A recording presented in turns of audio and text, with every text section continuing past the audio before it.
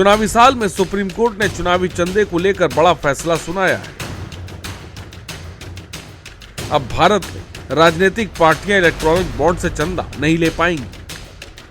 15 फरवरी को supreme court की संवैधानिक बेंच ने इलेक्टोरल बॉन्ड को असंवैधानिक करार दे दिया। इलेक्टोरल बॉन्ड एक तरह का प्राइमरी नोट होता है, जिसे बैंक नोट भी कहते हैं। 2000 रुपए से अधिक का चंदा लेने के लिए इसका उपयोग किया जाता है। 2017 में भारत सरकार ने पहली बार चुनावी चंदा लेने के लिए इसे इस्तेमाल किया था।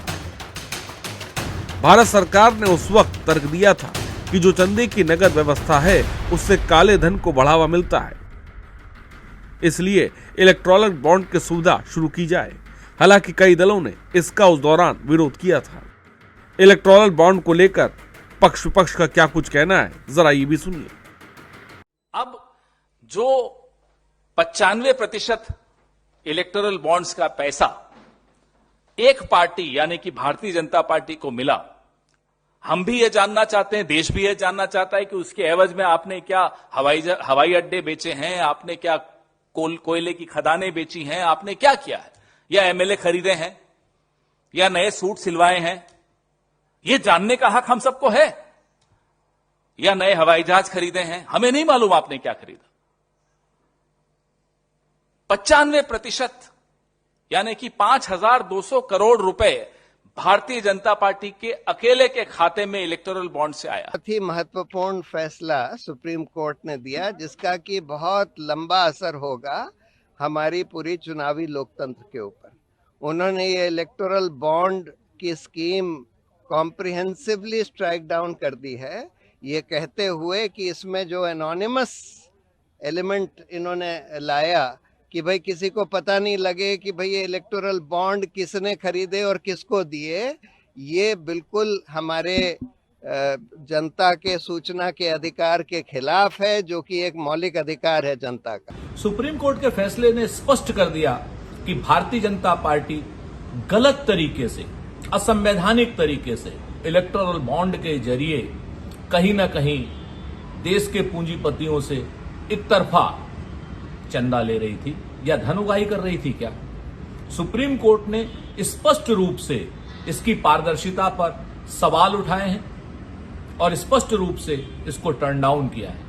आज की डेट में भारतीय जनता पार्टी को बताना पड़ेगा कि जब से उन्होंने इलेक्टोरल बॉन्ड के जरिए पैसा लिया है, किस किस से पैसा लिया, कहां कहां से पैसा लिया, और जो एक तरफा चुनाव में जो चंदा आ रहा है वो कहां है और उसका उपयोग क्या है। इलेक्टोरल बॉन्ड पर सुप्रीम कोर्ट की बड़ी बात है। नंबर 1, चुनावी बॉन्ड हुए असंवैधानिक। नंबर 2, एसबीआई चुनाव आयोग को देगा जानकारी। 12 अप्रैल 2019 से सार्वजनिक होगी जानकारी।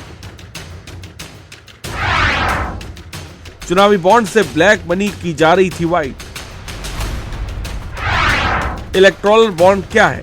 राजनीतिक दलों को चंदा देने का जरिया। कोई भी नागरिक एसबीआई बैंक से खरीद सकता है। पार्टी को गुमनाम दान करने का तरीका। योजना की घोषणा 2017 में की गई। 1000, 10,000, 1 लाख के बॉन्ड जारी होते हैं। पिछले चुनाव में 1% वोट पाने वाले दलों को बॉन्ड से चंदा। वहीं दूसरी तरफ इसे बड़ा झटका भाजपा के लिए माना जा रहा है, क्योंकि इलेक्टोरल बॉन्ड से सबसे ज्यादा चंदा उसे ही मिला था। अदालत की तरफ से कहा गया, चुनावी बॉन्ड पर आज से ही रोक लगाई जाती है। 12 अप्रैल 2019 से अब तक चुनावी बॉन्ड में किन किन लोगों ने खरीदे और कितनी रकम लगाई, ये जानकारी स्टेट बैंक को अब देनी होगी। अदालत ने कहा कि ये जानकारी पहले स्टेट बैंक की ओर से चुनाव आयोग को दी जाएगी और फिर आयोग की ओर से जनता को जानकारी मिलेगी। अदालत की तरफ से यह भी कहा गया कि चुनावी बॉन्ड किस तरह की खरीद से ब्लैक मनी को बढ़ावा मिलेगा। फिलहाल बड़ी बात यह है कि चुनाव से पहले गुमनामी दान पर रोक राजनीतिक पार्टियों के लिए कितना बड़ा झटका है, सवाल बड़ा है।